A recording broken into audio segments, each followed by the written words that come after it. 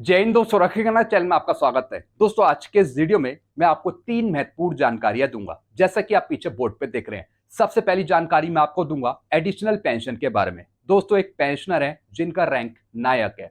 इन्होंने सीपी ग्राम के जरिए शिकायत डाली। इन्होंने लिखा कि एडिशनल पेंशन 20% का फायदा 80 साल शुरू होते ही दिया जाए, ना कि 80 साल खत्म होने पर। तो दोस्तों रिकॉर्ड ने पेंशनर के फेवर में कार्रवाई करते हुए एक लेटर लिखा एसबीआई सीपीपीसी को, जहां से पेंशनर्स पेंशन ले रहे हैं। रिकॉर्ड ने लेटर लिखा बैंक को कि एडिशनल पेंशन का लाभ पेंशनर्स को 80 साल शुरू होते ही दिया जाए, ना कि 80 साल खत्म होने पर। तो दोस्तों ये लेटर आपके भी काम आ सकता है। जी हाँ दोस्तों, अगर आपको भी एडिशनल पेंशन का लाभ 80 स्टार्टिंग पे नहीं मिल रहा तो आप भी सीपी ग्राम में शिकायत डाल सकते हैं। जी हाँ दोस्तों, और साथ ही साथ भारत सरकार का लेटर भी इन्होंने कोट करा है। लेटर दिखाकर मैं आपको आगे समझाऊंगा। अगली जानकारी मैं आपको दूंगा डीएडीआर के बारे में।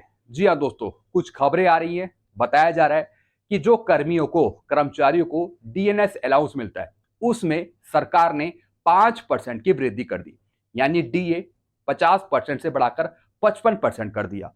और पेंशनर्स को जो डीआर मिलता है, डीएनएस रिलीफ दिया जाता है, उसमें सिर्फ 3% की बढ़ोतरी करी, यानी डीआर 50% से बढ़ाकर 53% करा।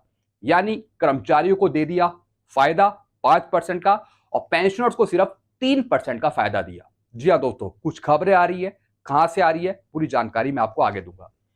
फिर दोस्तों अगली जानकारी मैं आपको दूंगा 8वें वेतन आयोग के बारे में। फाइनेंशियल एक्सप्रेस की खबर है, इन्होंने बताया है 8वां वेतन आयोग 2 से 3 सप्ताह में गठित किया जाएगा। जी हाँ दोस्तों, इन्होंने बताया कि मई में 2 से 3 सप्ताह में 8वें वेतन आयोग का गठन किया जाएगा, यानी कि जो टर्म ऑफ रेफरेंस है वो बहुत जल्द आपको मिल जाएंगे। कुछ खबरें आ रही हैं फाइनेंशियल एक्सप्रेस की, पूरी जानकारी मैं आपको आगे दूंगा।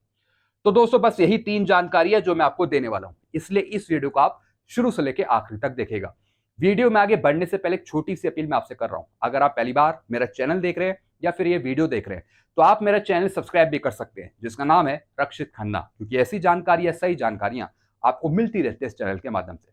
चलते हैं पहली जानकारी की तरफ। दोस्तों एक पेंशनर है जिनका रैंक नायक है।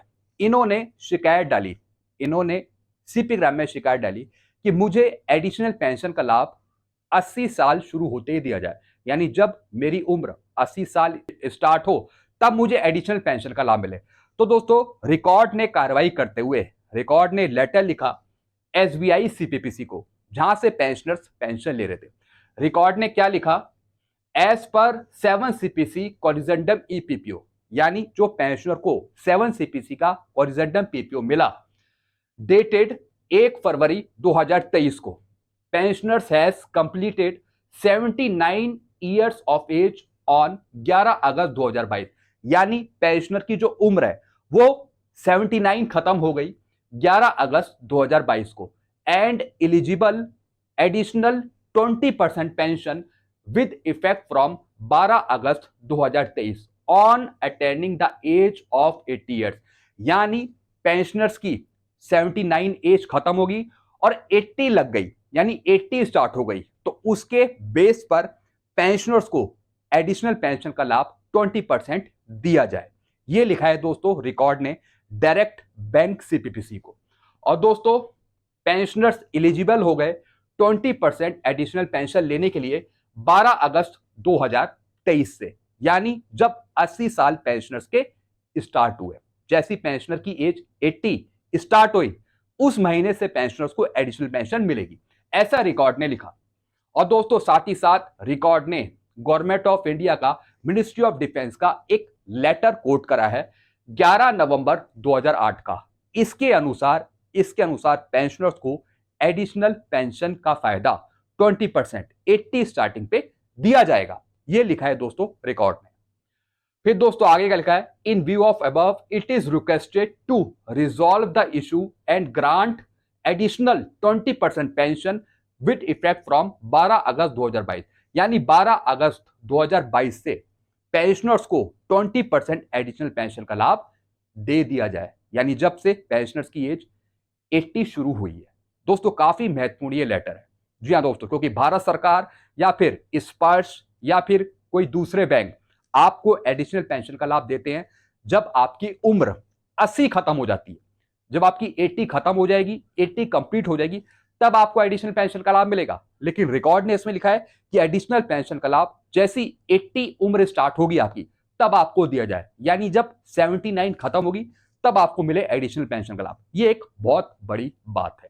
तो आप भी दोस्तों कार्रवाई करिए सीपी ग्राम में, हो सकता है कि आपको भी एडिशनल पेंशन का लाभ 80 स्टार्टिंग पे मिल जाए, यानी जब आपकी उम्र 80 स्टार्ट हो। चलते अगली जानकारी की तरफ। फिर दोस्तों एक खबर आ रही है जिसमें बताया जा रहा है कि कर्मियों का डीए 5% बढ़ा।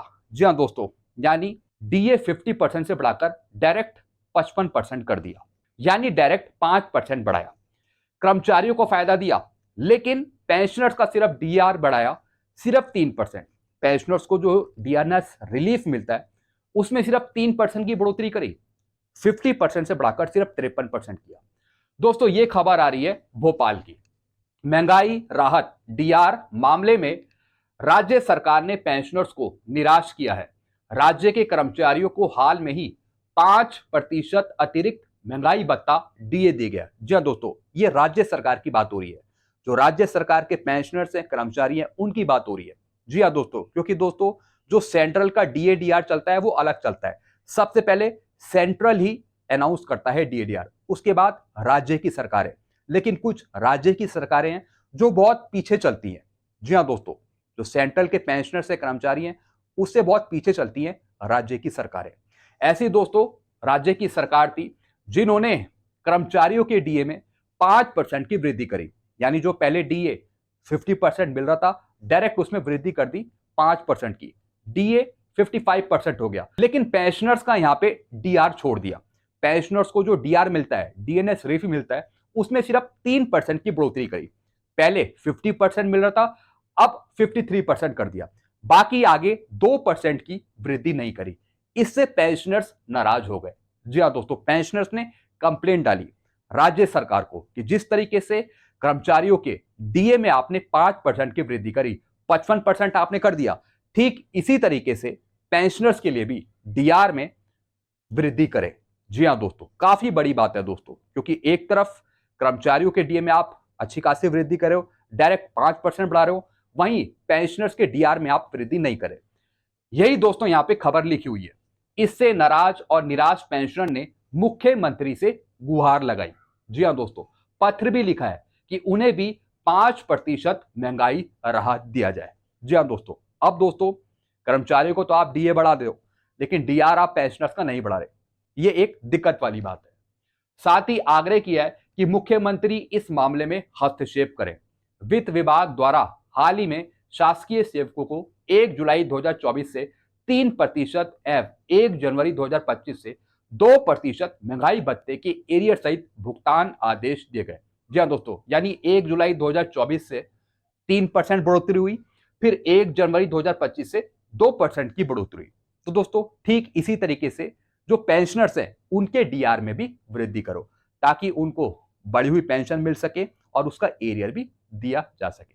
मैंने आपको पहले बता दिया था कि जो राज्य के पेंशनर से कर्मचारी हैं उनका डीएडीआर काफी पीछे चलता है सेंट्रल के पेंशनर या फिर कर्मचारियों से, काफी पीछे चलता है। चाहे दोस्तों उसमें मध्य प्रदेश हो या फिर दोस्तों कहीं दूसरा स्टेट हो, काफी पीछे चलते हैं। ये एक दिक्कत की बात होती है राज्य के पेंशनर्स के लिए और कर्मचारियों के लिए। चलते हैं दोस्तों अगली जानकारी की तरफ।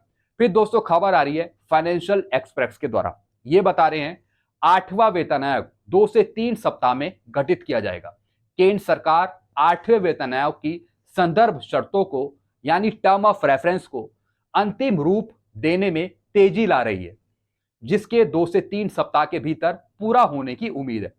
साथ ही इसके अध्यक्ष और सदस्यों की नियुक्ति भी हो जाएगी। जी हाँ दोस्तों, यानी इन्होंने बताया 2 से 3 हफ्ता में।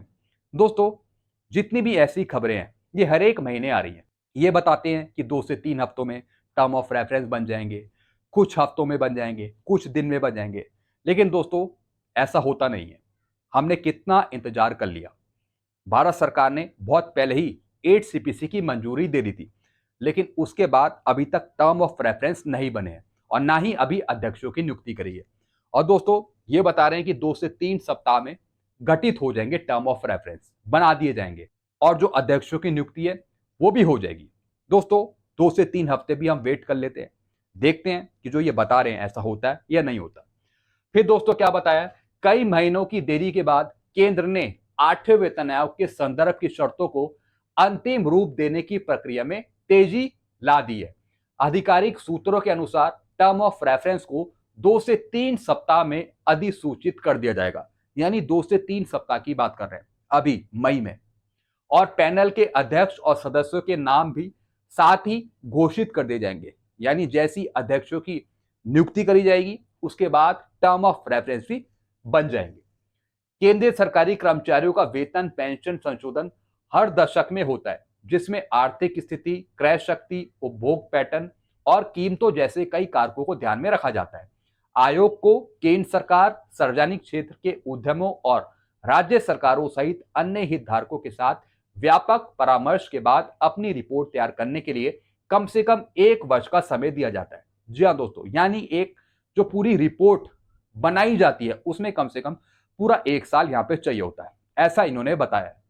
ये देखते हुए कि रिपोर्ट 2026 के मध्य के करीब आएगी। वेतन पेंशन संशोधन 1 जनवरी 2026 से पूर्वव्यापी रूप से किए जाएंगे, यानी 8वां वेतन आयोग भले ही आपको थोड़ा लेट मिले 2026 के बीच में या फिर लास्ट में, लेकिन फायदा आपको मिलेगा 1/1/2026 से। कर्मचारियों को, पेंशनर्स को बकाया राशि का भुगतान किया जाएगा 1/1/2026 से। केंद्रीय वेतन आयोग सीपीसी की स्थापना 1 दशक में एक बार की जाती है। जैसा कि आपको पता है 10 साल में सिर्फ एक बार आपको पे कमीशन मिलता है। तो दोस्तों इन्होंने बताया कि 2 से 3 सप्ताह में टर्म ऑफ रेफरेंस यहाँ पे बना लिए जा सकते हैं। देखेंगे दोस्तों 2 से 3 सप्ताह में क्या होता है, भारत सरकार क्या करती है। तो दोस्तों बस यही जानकारियां थी जो मैं लेके आया था। आपको और कुछ पूछना हो तो आप नीचे कमेंट कर सकते हैं। ऐसी जानकारी अक्सर आपको मिलती रहती है इस चैनल के माध्यम से। वीडियो को मैं खत्म करता हूँ। चैनल को आप सब्सक्राइब कर सकते हैं और वीडियोस को आप शेयर करना मत भूलेगा। Thank you so much.